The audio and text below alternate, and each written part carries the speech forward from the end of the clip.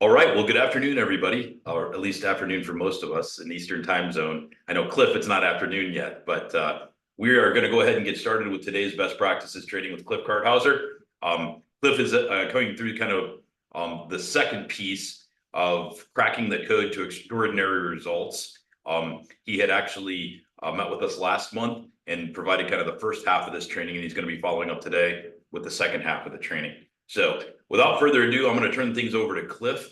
Cliff, if you need anything, I'm going to be here. I'm going to eat my lunch here while I'm talking. So if you see me, I'll go off camera just because I'm chewing. Yep. But No if you need worries. something, don't hesitate to reach out. Thanks again for being here, my friend. We do appreciate what you're pouring into our offices and our teams.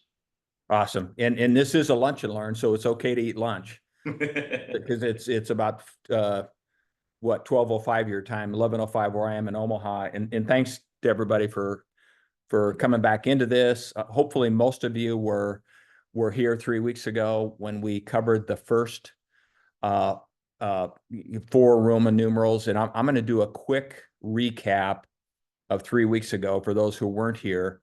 Just spend a few minutes, and then we're going to tackle 5 through 8 today. And so and hopefully all of you have the handout, right? Silas, do they have that was sent out and everything? And so if you remember back to 3 weeks or so ago, we covered the very first one was going small. And so going small, what's that all about? Well, it's ignoring all the things that I could do today and doing what I should do as it relates to my practice, as it relates to my business. So when you're trying to get extraordinary results in what you're doing in your business, it's really, really important to create that domino effect.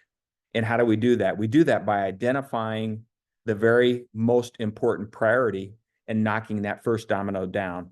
And then what happens over time is we go to the next most important priority and we knock that down. And then we go to the next one, we put that domino effect into motion. Another thing we talked about was everything matters equally is a lie, because not all things matter equally as it relates to our business. And why is that important? Because when everything feels urgent and equal, or urgent and important, then everything feels equal, right? So not everything is urgent, not everything is important. But if we approach our business and we feel that everything feels urgent and equal, then what happens is, or important, then everything seems equal. And so we have to break that pattern between urgency and important. And so we want to go small. We want to go extreme. We want to say no. So whether we say later or never, we want to say no to the things that get in the way until our most important priorities are accomplished. And then we don't want to get trapped in the checkoff game. If you remember, we talked about that, the difference between a to-do list and a success list. So we can't fall prey to the notion that everything has to be done, that checking things off our list is what success is all about. When we focus on the most important, there's some things that are always going to be left undone. And so we talked about a balanced life or a balanced business. And does anything ever achieve absolute balance? How many times we hear someone say, man, my life is just out of balance? And that's par for the course. Does anything ever achieve complete balance? Not for very long. And so whether to go, if you remember, we talked about this, whether to go out of balance isn't really the question. The question is, do we go long or do we go short? Well, in our personal life, we go short and we avoid long periods where we're out of balance in our personal life. We want to stay connected to all the things that matter most in our personal life, our family, our friends, our relationships, those things. But even in our personal life, there's going to be times when we're out of balance.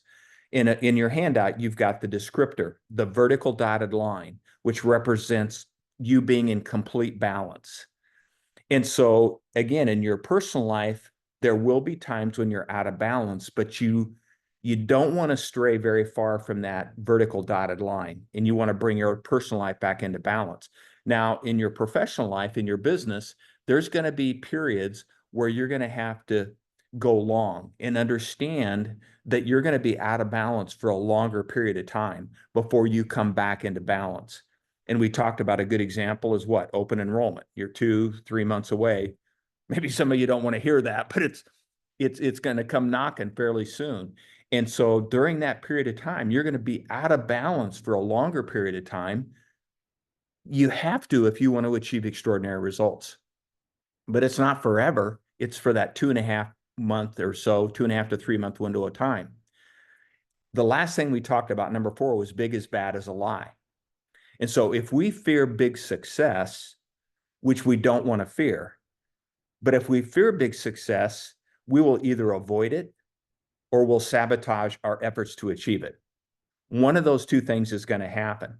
None of us truly knows our limits. But so many times we put these mental limits on what we're capable of accomplishing. The key is what you build today will serve as either a platform for your next level of success, or it's going to serve as a box and it's going to trap you inside that. And I have a diagram that describes how big is your box. For those of you who were here 3 weeks ago, you remember us talking about you want to make your box as big as possible. And I'm not sure what page that's on, Silas, but it's there. It's in there's a diagram.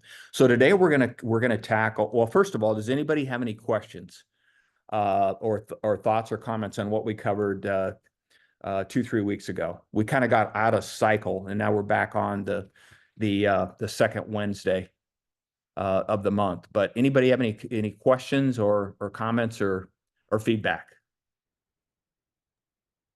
And you guys are welcome to unmute if you have anything that you'd like to add to the conversation or ask Cliff. So Yeah, and jump in anytime. So what I'm going to do is we're going to tackle number 5, which is the focusing question, and then I'm going to stop and I'm going to open it up for thoughts or questions at the end of each one of these. So number 5, the focusing question. And there's a quote, and quite honestly, I don't know who George Anders is, but I picked this quote up from a book or somewhere. I'm not even sure who that is, but he said there's an art to clearing away the clutter and focusing on what matters most. We'd all agree that that's true. It's simple, it's transferable, but it requires courage to take a different approach. And I agree with that. And most of you are familiar with the Chinese proverb, a journey of 1,000 miles. Silas, I think either you or Gary quoted this not too long ago in something that you sent out. But a journey of 1,000 miles must begin with a single step. But here's the key. Here's the key to that. Do we stop long enough to fully appreciate that if this is true, then the wrong first step may begin a journey that could end as far as 2,000 miles away from where we want to be? And so the focusing question, what does that do?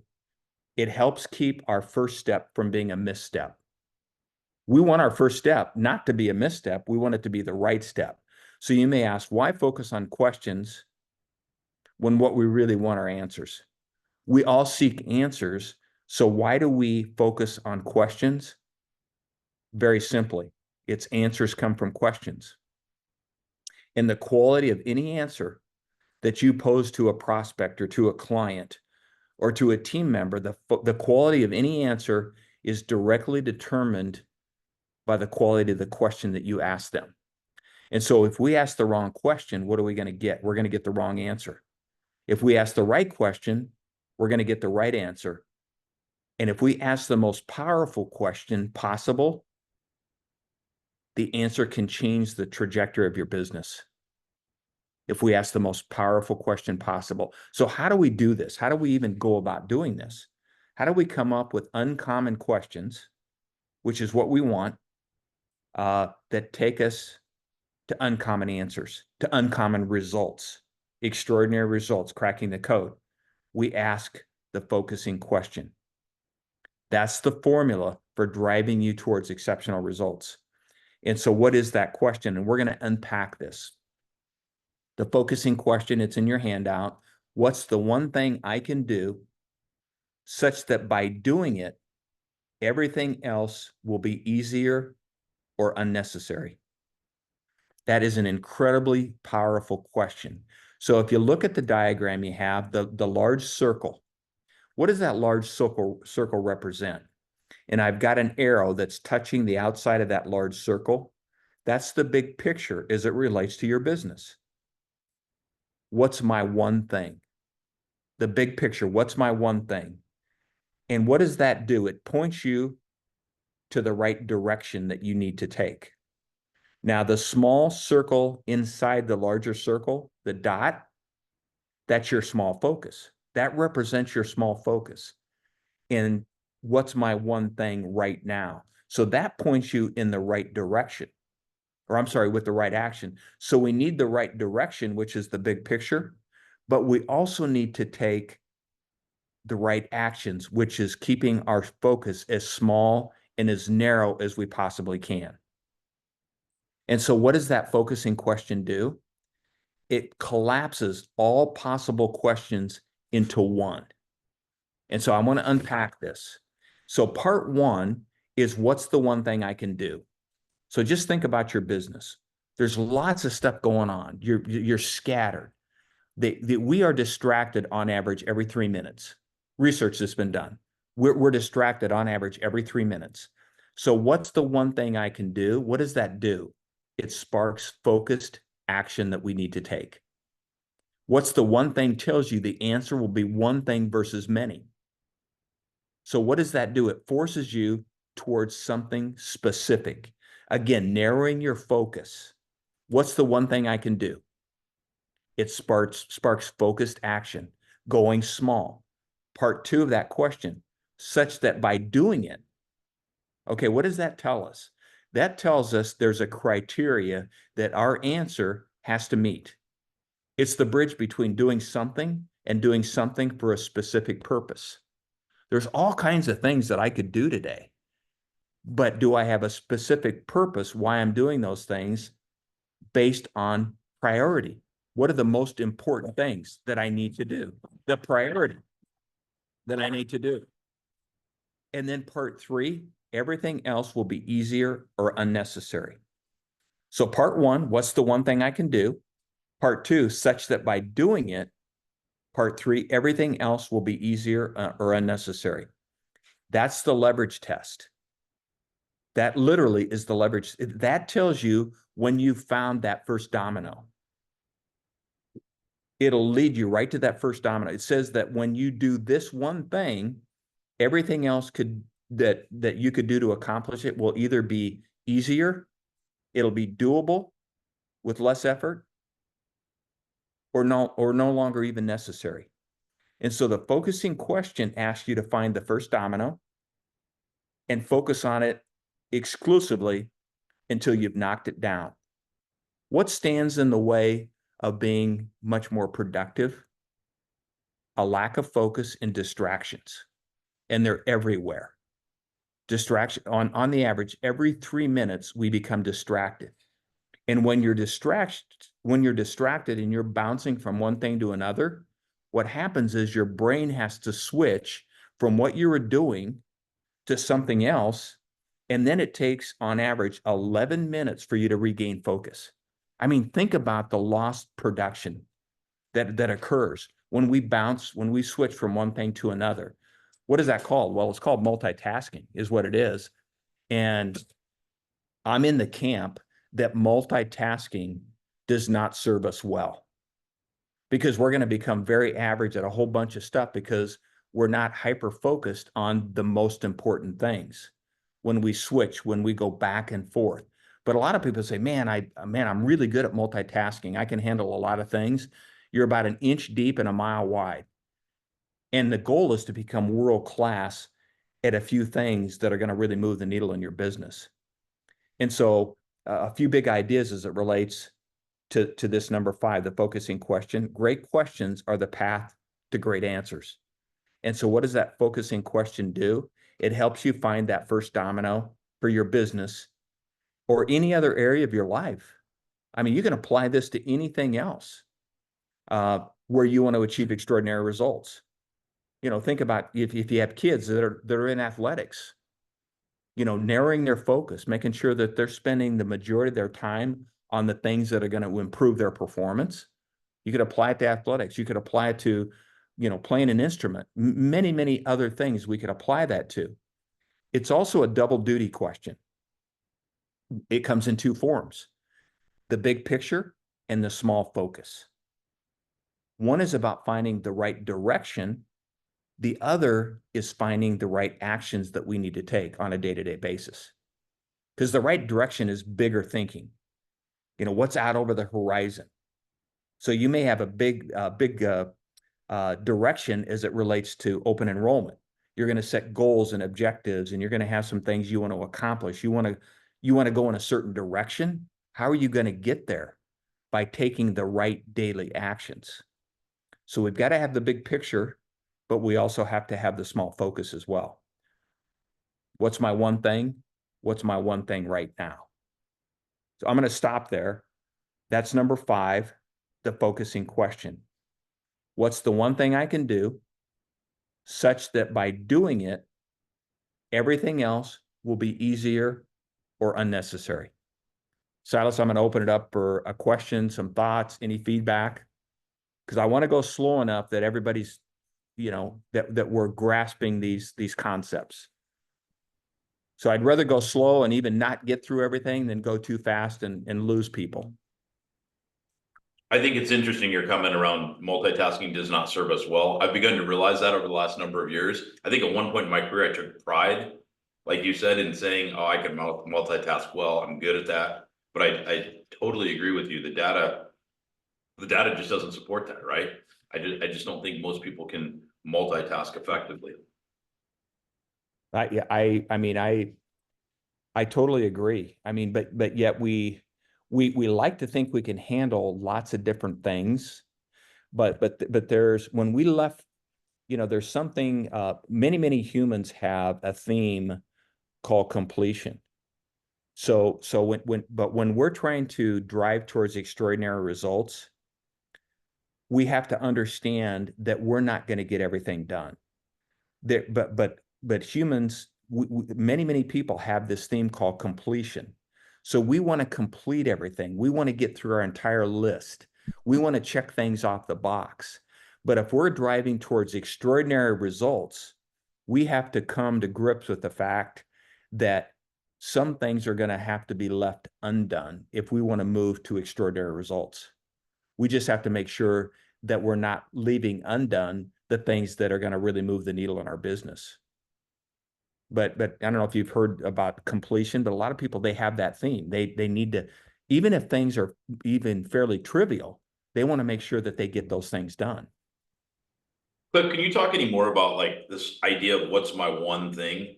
Because I think that's a nice idea, but like as I think about it in my own business, like I don't even know where to begin on that, right? Yeah. There's so many one things that are going on and spinning in my world right now that I just don't even know how to define that, I guess. Yeah, I'm gonna help you there. I'm gonna table that until we get a little bit deeper, because I think part of the discussion is going to shed some light on that. Okay. We're going to kind of, I'm going to share with you the question matrix, the 4 quadrants that will force us into quadrant. It's either 1 or 4, I can't remember, but it's big and specific. So how do we go about identifying a big and specific goal as it relates to our business? Because that is a challenge, because we get spread very thin, and sometimes we're not even sure, what is the best use of my time today or this week, or where should my focus be? We'll table that, but I won't forget about it. Any other questions? I'll just. Cliff, this is Dan. Hey, Dan. How you doing, bud? Good, thanks. I guess I really was able to identify the one thing fairly quickly. Sharon, what that is? Meeting with prospects. Okay. But the challenge that I have as it relates to the domino, yeah, I can be really good at meeting with more and more prospects and selling more and more policies. But if I don't at least address customer service and taking care of the client, I'm just putting more dominoes in front of it, but someone's stealing the domino that I just put in yesterday because I'm not taking care of them. Yeah. is that a question or just a That's comment? just a general overview of, as Yeah. I'm trying to visualize, how do I keep focused on one thing? Yeah, I can get really, really good at one thing. But it's not, what I wrote down is I can become very productive, but am I still staying profitable? Yeah.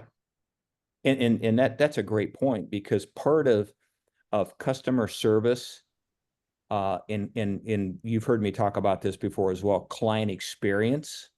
They're two different things, but they're both really important as it relates to your practice. And so we can't be putting more and more and more business on. And how would I, as an outside person, identify if you're doing that well, but you're not doing some of the other things well? I would go right to the retention of the business. How much of that business are you writing that you're retaining? And if there's too much of a fall off, then I know that there's a break in how you're handling those people in the customer service and customer experience area. So part of how you do that is you continue to do what you do incredibly well, if that's what you've identified as your one thing, but you have to circle those other wagons. And part of that is you build a team, and one of your team members, they own that piece of it, as an example. Otherwise, you just got, if you're a team of one, then you've got to slow down long enough to determine, man, I'm really writing a lot of business. I'm taking on more and more clients, but my retention is not very good. So you have to address that if you're a team of one. But eventually you'll all be more than a team of one. So doing what you do best and identifying your true skills and your talent to do what you do really well, but then you got to cover those other bases. I don't know if you have staff or don't have staff, but it becomes a team effort, as it relates to some of that. I don't know if that makes sense, but Oh, it makes perfect sense. yeah, But at the same time, when I'm focusing on the one thing, right. that doesn't include taking time to build and train my staff. That doesn't, so so it's, how do you allocate the one best thing with the next five really important things to get Well, done? yeah. If you've identified your one thing as that, then those other things become a subset of that. Okay. So here's your one thing, and a subset of that is, you know, 1, 2, 3, 4 underneath that. Otherwise, what happens is your one thing becomes the outcome that you want doesn't become what you're really looking for, because we have to circle. Silas, I don't know if anybody else has a thought on that to help Dan, but Well, Silas, I have a thought on it. I don't know if you want me to jump in here or not, but Go I ahead, Rick. definitely have thoughts on it. Dan, I think that, again, you've identified the one thing you do best, and that's where you make the most impact to your business. And exactly what Cliff said, you got to find a way and a time to bring on some staff. Don't feel overwhelmed that you got to train that staff to do everything. It's kind of the same thing Cliff is saying. You figure out one piece that's affecting your retention the most, and you bring on somebody to handle that one thing for you. As they get better at that, then you expand them out into doing other parts of your business so that you can stay focused on the one thing you do best, and that's bringing on new clients. yeah, So it is changing from an agent mentality to a business owner mentality, and there is that shift in our business, roughly around tier 3, tier 4 somewhere. Yeah, and I would agree with Rick, but I would also say the one thing is not the only thing, right? So, I mean, I think that's just reality. We can't be focused on that. Now, that may be the priority, but it's not the only thing. Yeah. And I would also echo, and I know, Dan, you're working on this, bringing in the staff, getting them up and running. I think about my staff today. I have 5 staff members. It all started with Christy, who's on the call. She started out, and we moved her into more and more of a deeper and deeper role in the organization, and brought in somebody else. And we've done that now 4 more times, where we're just elevating the people in the organization to the next level to be able to handle more and more and more. And I just hired a new executive assistant, Megan. I think she's on the call too. And so she's starting kind of, I would say, at the bottom of our hierarchy of sorts, and moving her way up to become more and more valuable in the organization too. So I found that works. It's a matter of finding the right people though. And obviously that's a process, right? It doesn't happen overnight. So. Yeah, great question though, Dan, and great observations. Just keep doing what you're doing because you're doing a lot of stuff at a really high, great level. Let's go to number 6, and again, at the end of it, I'll stop. The path to great answers. And so great questions like great goals, they're big and they're specific. And so what do big and specific goals push us towards? They push us towards stretching ourselves and aiming us towards big and specific answers. And because they're framed and they're measurable, there's really no wiggle room about what results look like. Because when they're big and when they're specific, they become very measurable. They become big, we can't hide. There's really no wiggle room. And so if we look at, Silas, the point I was going to make is if we look at the great question matrix that's laid out in your handout, what I want to do is I want to take increasing sales as a way to break down each of the quadrants. And here's the placeholder. I want to, what can I do to double sales in 6 months? That's the placeholder for big and specific. Now, I'm not saying that everybody should double sales in 6 months, but I want that to be the placeholder for big and specific. So if we look at quadrant 4, small and specific, what can I do to increase sales by 5% this year? Now, that's going to aim you in a specific direction, which we want, but nobody's going to get real excited, I don't think, about increasing sales by 5% in a year's time. Is that really going to challenge us? But that's an example of a small and specific question. If you go to quadrant 3, small and broad. Small and broad. What can I do to increase sales? Well, when you think about that, what can I do to increase sales? That's really not even an achievement question at all. It's really more of a brainstorming question, isn't it? What can I do to double sales? You go to quadrant 2, big and broad. A big and broad, what can I do to double sales? Here you have a big question. What can I do to double sales? But nothing specific. It's a good start. It's a good start, but it lacks specifics. And it really leaves more questions than answers. So doubling sales in 10 years is a whole lot different than attempting to double sales in 1 year. But it's big and it's broad. Now we go to quadrant 1, which is where we want to focus. Big and specific. What can I do to double sales in 6 months? Now we have all the elements of a great question. It's a big goal. It's specific so we can measure it. We're doubling sales, and that's not easy. But we also have a time frame. We're going to attempt to do this in 6 months, which could be a huge challenge. And I'm not saying that 6 months, don't focus on that. But the point is, it's a very big and it's very specific. If we want to move towards extraordinary results, we have to set big goals and they have to be very specific. They have to be very measurable. And so answers come in 3 categories. And I've illustrated this in your handout. Okay, what are the 3 categories? Doable, stretch, and possibility.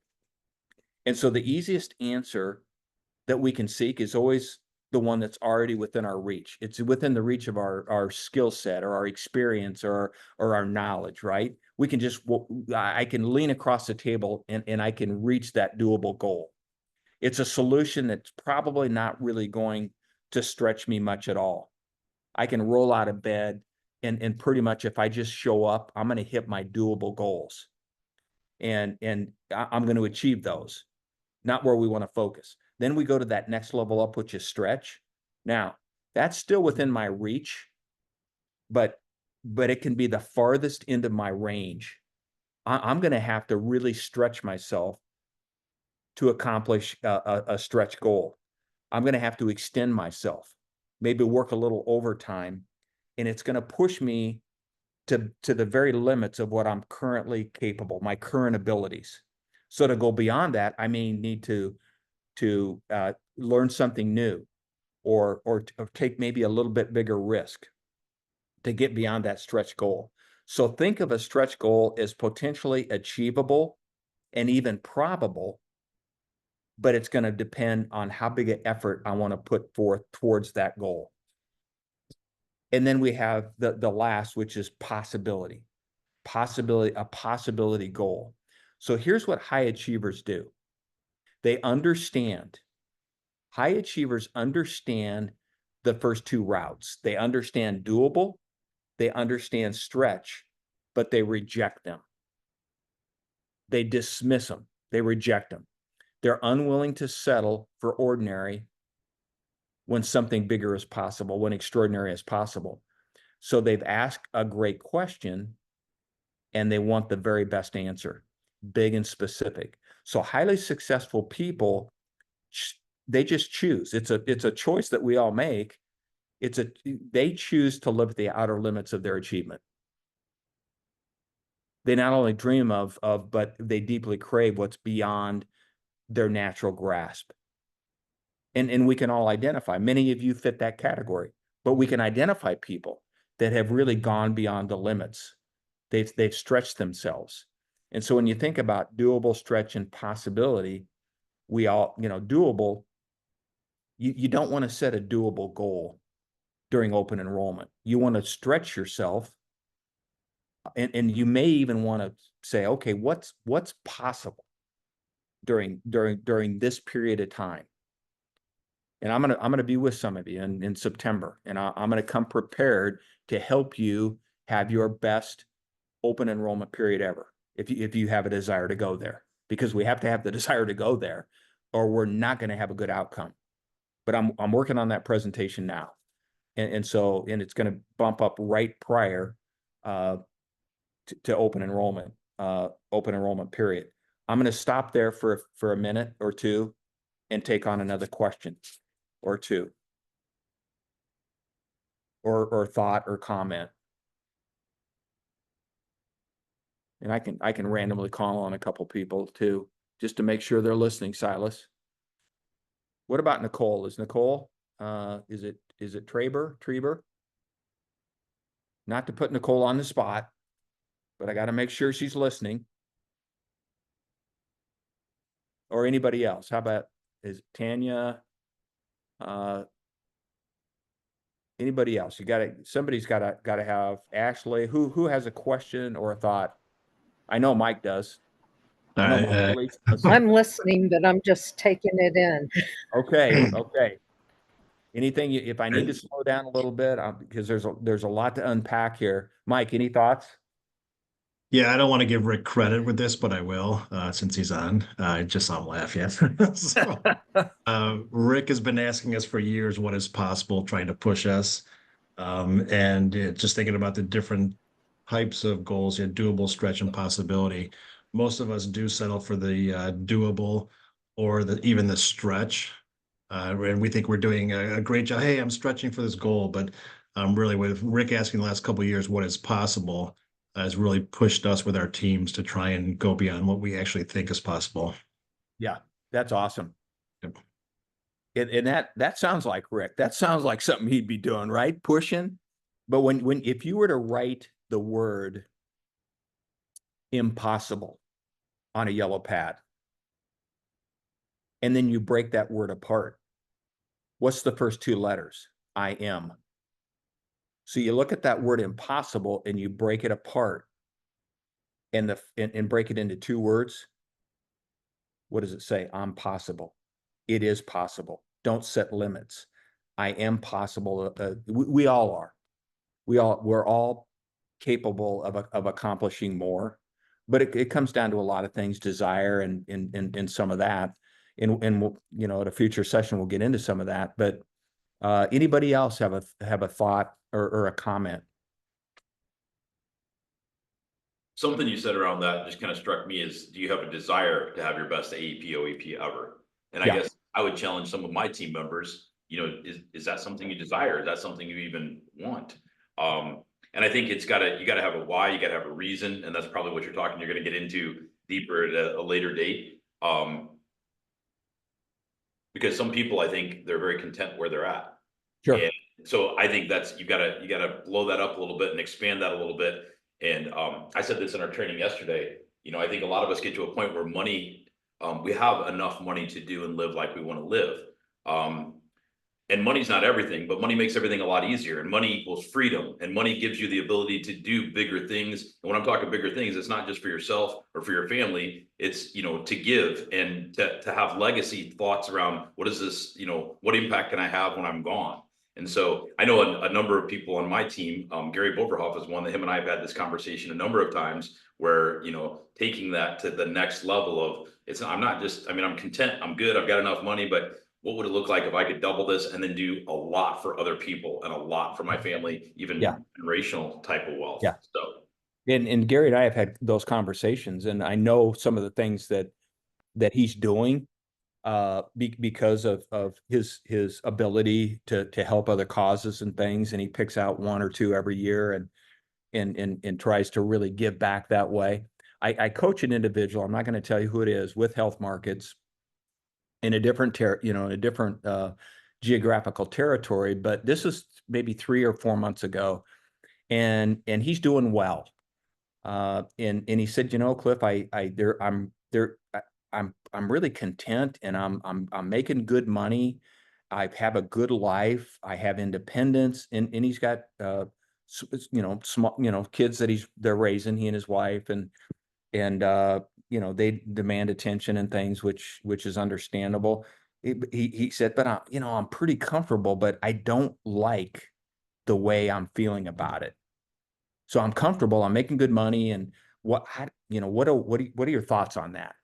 And I said, if there's nothing wrong with being comfortable, if you accept and want the status quo, there's nothing wrong. I'm not going to tell anybody on this call to or disagree if you're comfortable with your life and the way things are going, et cetera. But what you have to guard against is, if I say the word comfortable to most people, they would view that as a positive word. So I'm going through this with this individual, and I said, how do you feel about the word complacent? Because complacent potentially is one step removed from being comfortable. And if I ask people, do you view that as a positive or a negative word? Most people would not view complacency as a positive.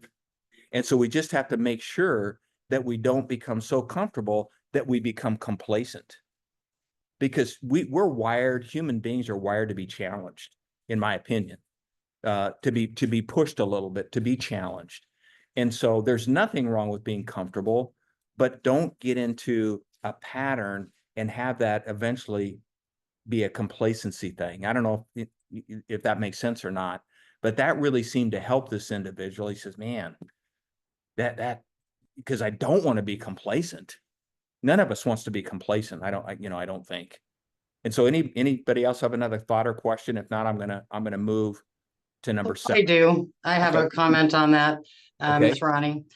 I think that people, speaking of myself, are afraid to set big goals because of fear. So some of Sure. that complacency is just like, yeah, things are running pretty good. Afraid to set that big goal, thinking, what if I can't do it? Yeah. Which Yeah. is then complacent, not comfortable. Just, I mean, I Yeah. was one that, you know, Rick would hound me for my goals at the last minute, and I would try to give him the smallest percentage of increase possible to get away with it. But, you know, starting to really set the He bigger doesn't know what he's goals. talking about, Ronnie. I know he has no experience of decades. But yeah, so really setting those big goals has made a huge difference in my practice. And for years I was like, I'm comfortable, you know, I'm doing well, I'm doing this, I'm doing that. But really looking inside and saying, where do I want to be, and setting that big goal. And if I don't hit it, I don't hit it. But Yeah. getting out of the fear zone that maybe this is as good as I'm ever going to be. But maybe it's not. Yeah, you're spot on. It's so true. The emotions that go into a lot of this, you know, and you've all heard this before. What do we fear? We either fear success or we fear failure. And sometimes when we put those big goals out there, man, what if I don't measure up? What if I disappoint that individual? What if I disappoint myself? I would rather set big goals and not hit the target shoot for the moon, but not quite get there and be okay with that, than not step out of that small box that a lot of times we put ourselves in. Mhm. Because all of you, there's so much more to give. Well, And I'm sorry. yeah, no, go ahead. Just The Ralph? question I have for you, and this is wonderful. It's wonderful. My name's Ralph Bobert. Yes. The thing that I always have, and the question that I always ask, how do you define success? Success to everybody is different. Is it success within their family? There are many, I've worked with many executives that have the worst family life or worst personal life, super successful in their business, but they've taken that to the balance is not there. Yeah. So how do you, each person, I feel, has to determine what success means to you. And we picture everybody by saying, oh, this guy's on the top of the mountain. He's successful. The rest of his life might be crap. Yeah. And is he successful to the people looking? Yes.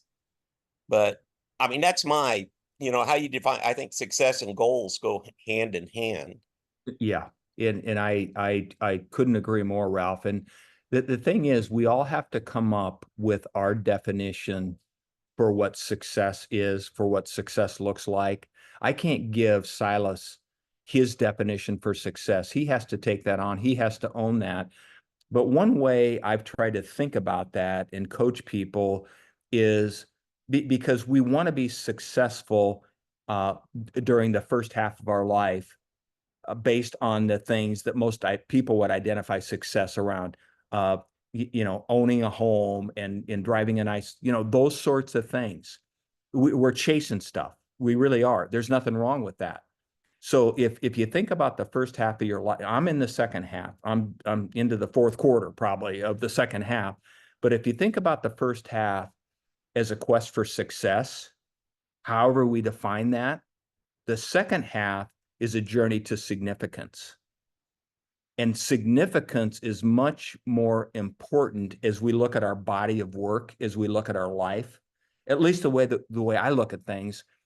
That second half, that journey to significance, is so much more powerful, because we all want things. We all want success. We all want to do really, really well financially so we can impact more people. But if the first half is a quest for that, the second half is a journey to significance, which that's a whole nother conversation. But Ralph, I appreciate those comments, and I agree. We all have our own definition for sure.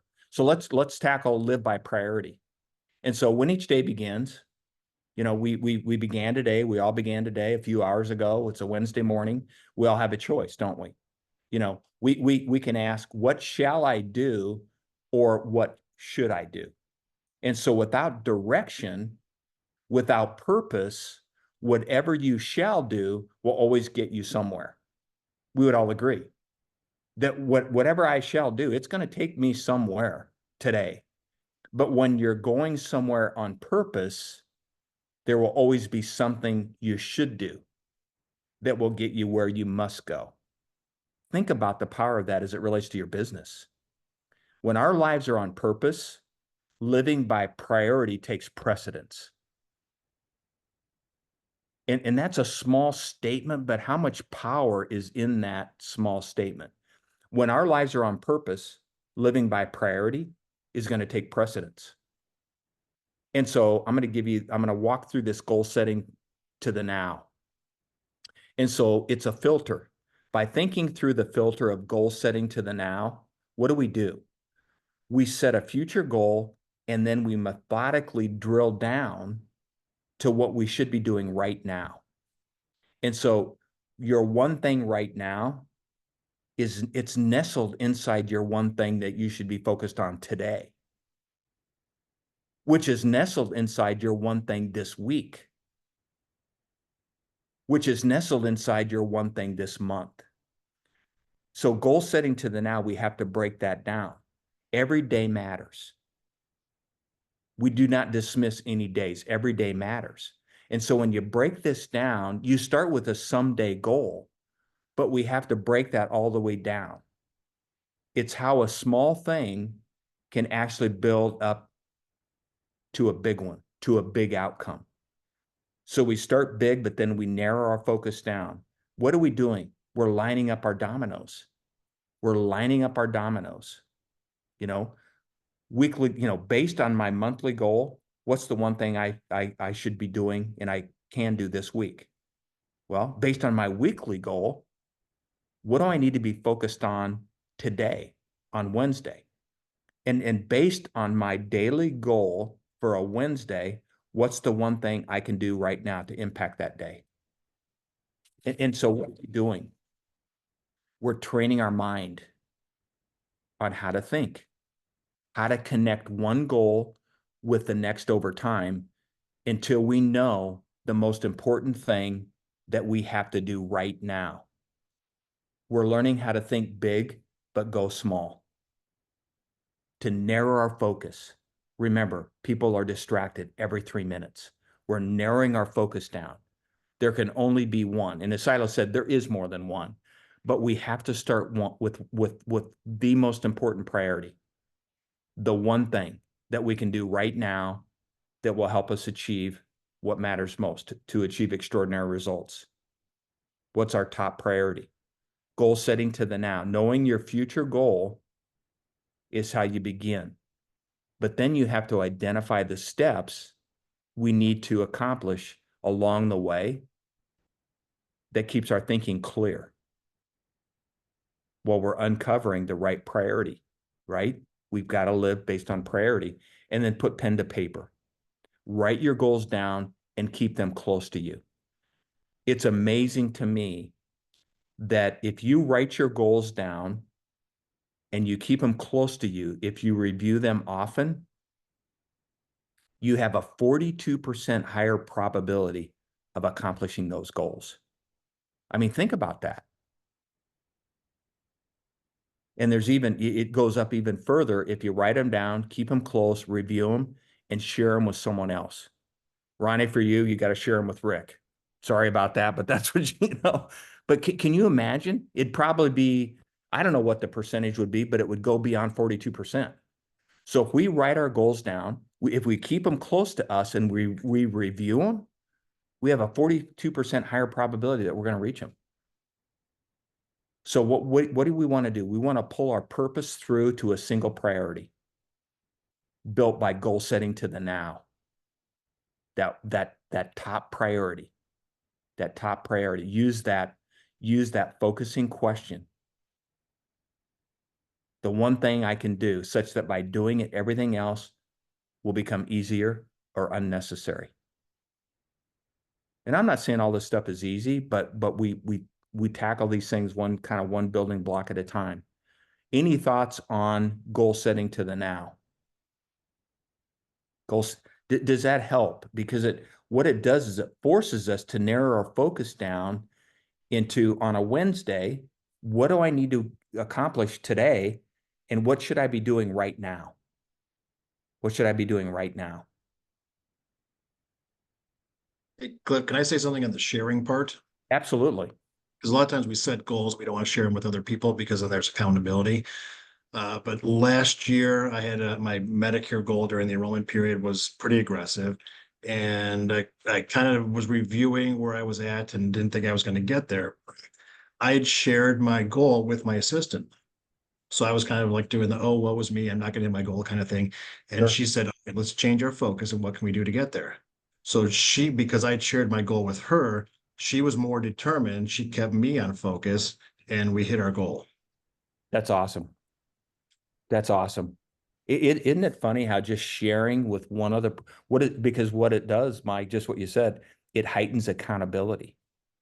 So it's not just you looking in that accountability mirror, someone else is looking in that mirror with you and helping you along the way, holding you accountable.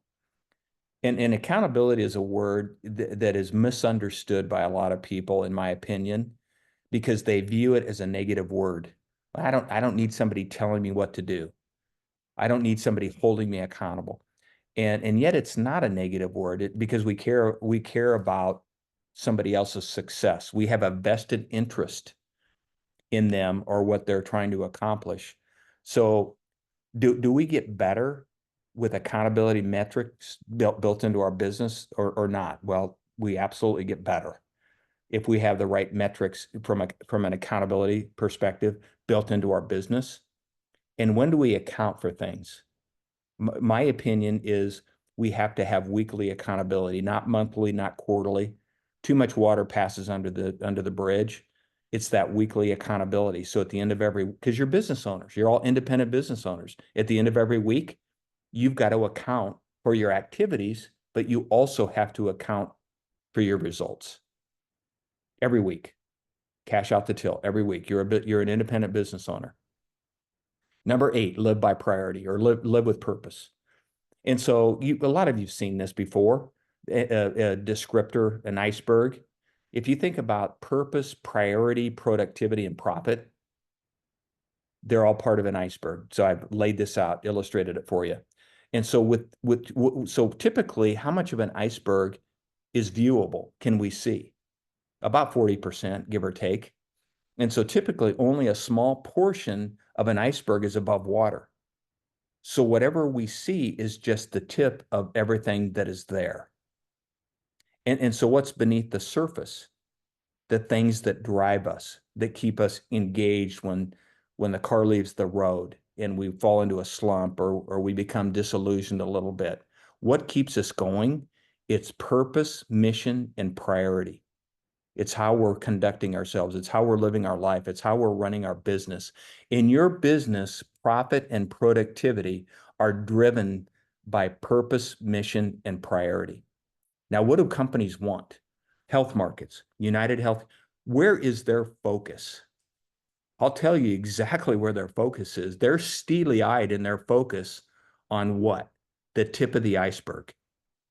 And I get that. I understand that. They're a Fortune 4 or 5 company.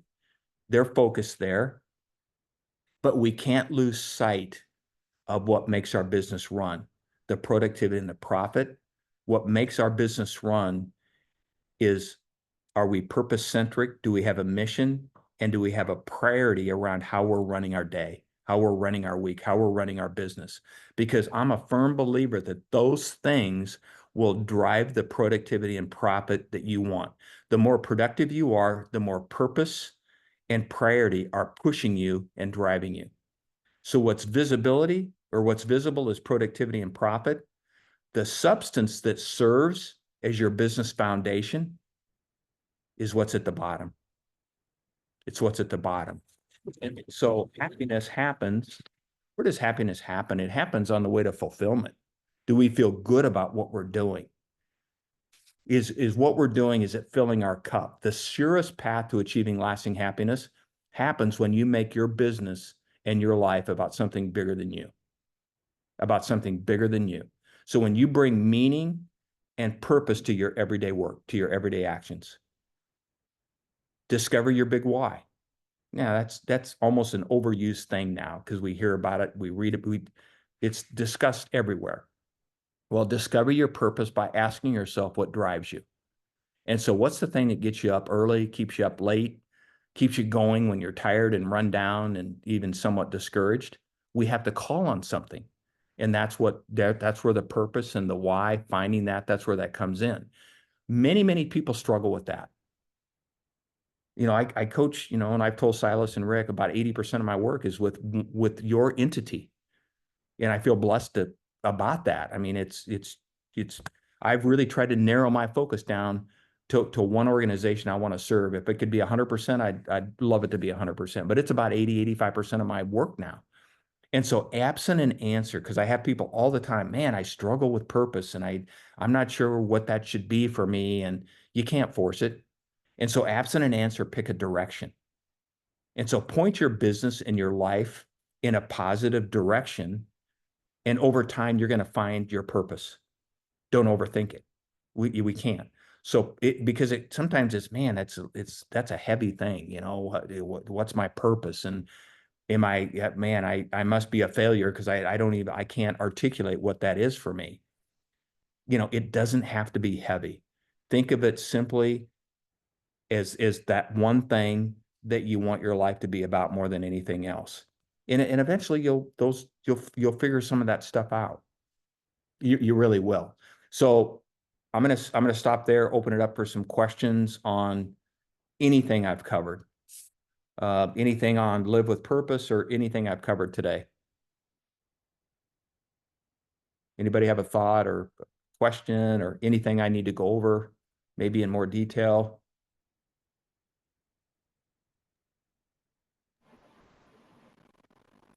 It's just made me think about how I need to approach This Sally? what we need to do. Yeah, this is Sally. I'm the sub agent for Larry Metcalf, Okay, and we're having an issue with finding leads that are panning out. And I'm trying to find new marketing sources. And we just sent out postcards that are linked through health markets for Medicare. So we're Okay. hoping that'll be a good way. We've tried, billboards and different avenues, but we're trying to, we're checking out the grassroots that health markets talked about, the grassroots approach of marketing so that we can find better leads and find different ways to get people to the website that Larry's on and things like that. Sure. So this is making me think about how I can concentrate just on one thing, because my brain does feel a little scattered because there's so much information out there on trying to find the people. Yeah. And that, yeah, that is a big challenge, finding enough people to get in front of and all that. One quick thing I'd share with you because there are times we all feel scattered and pulled in a lot of different directions. And so we want to be focused. So set intervals of time. Interval is just a certain dedicated block of time when you're going to be hyper focused on that one activity. And so as an example, because again, we get distracted every 3 minutes. And so we need to remove as many distractions as possible. So if I know that I have a 90-minute interval of time and I'm going to be fully dedicated to this one thing during that 90 minutes, whether it's marketing or branding or prospecting or whatever that may be, nothing is going to get in the way. A text, an email, a call, nothing. And then at the end of 90 minutes, what are we going to do? We're going to take a break. We're going to back away. We're going to take a walk, or we're going to go to the coffee shop and grab a cup. We're going to do something and get away from that. And then we come back at it again for another 90 minutes, because we can focus for 90 minutes on one thing and be hyper focused with no distractions. And some of you, it may be 60 minutes, but we have to have a certain block of time when we're focused on the most important aspects of our business. And to what Silas and Dan said earlier, it is more than one thing, but we got to start with what is the most important. And then there's subsets of that Dan, as we talked about, it's customer service, et cetera. And so, Sally, I appreciate that. Anything else for the good of the cause? Silas, anybody else? Is Gary B on the call today? He is, but he's managing a classroom full of new Okay. agents, so I don't know if he's in a position to mute. Yep, that's good. I just thought of him when on that last section on, live with purpose. And because we all want to live a life based on purpose and meaning and fulfillment. But people struggle with that, trying to find that sometimes. And what does that really mean? And what should mine be? Well, if absent an answer, you just pick a direction. Just pick a direction. Silas, anything else? No, this has been really good, Cliff. I think there was some stellar content here. Honestly, I'm a bit disappointed that we didn't have more engagement from agents who weren't on it. Thank you to all of you that were here. One piece of encouragement that I would have is I just think Cliff is bringing some really incredible content, and there's nuggets every time I listen in on this. I've been with the organization 23 years, and I choose to engage in these 1 hour a month. And I thank you for all of you that have. Going forward, I would love to see more cameras on. It is more exciting to talk to a virtual room full of people and faces than it is black boxes. So we'll try to push a little harder on that. And I'd ask if you are able to attend the next couple of sessions, it'd be great to be able to turn your cameras on. I think there are some great pieces that you laid out here that honestly, my team members who aren't on the call today could have benefited from. So I'm going to personally push on them a little bit and reiterate the importance of these calls as well. So we thank you for all you're doing, Cliff. Yeah. One quick thought, Silas, before we wrap up. Just an idea that I've shared with Silas and with Rick, because sometimes when they ask, it's different than when either a sales leader asks or when an agent just invites one of your peers that maybe hasn't been a part of this and say, hey, try it. Come on. You know, if you don't pick anything up, you don't have to come back. But we ought to have 80, 90 people consistently on these. And so sometimes you inviting someone is different than Mike or Gary or Silas or Rick inviting someone. And so I would just encourage you to reach out to one of your peers if you know somebody that's not attending and you think they could benefit. Just ask them to participate in one and see how it goes. And if they're not getting anything out of it, they don't have to come back. And we're really on the schedule here, guys. This is the second Wednesday of every month. That's kind of the cadence that we're in. We changed that last month because of our Italy trip, but that is the cadence that we're on, just moving forward. So hopefully you don't need a reminder from Rick or I to know that it's the second Wednesday of every month at noon. So we'll try I think the next one's August 14th. Go out and make it a great rest of the day. And hey, one last thing I want to kind of mention as well, just to reiterate, I think the timing of Cliff's message is just impeccable with what we've got coming up. You know, I know we talk about AEP and OEP starting in 2 months. I got to be honest with you, for our team, I believe AEP and OEP, because of things that are happening this year, has already started. So the planning of it is really right now, and this is just perfect. Thank you, Cliff. Yep. Thanks, Rick. Thanks, guys. Thanks for your partnership. We'll see all of you again soon. Thanks, Cliff. Everybody have a great week. Thank you for being here. We appreciate it. Take care. Yep.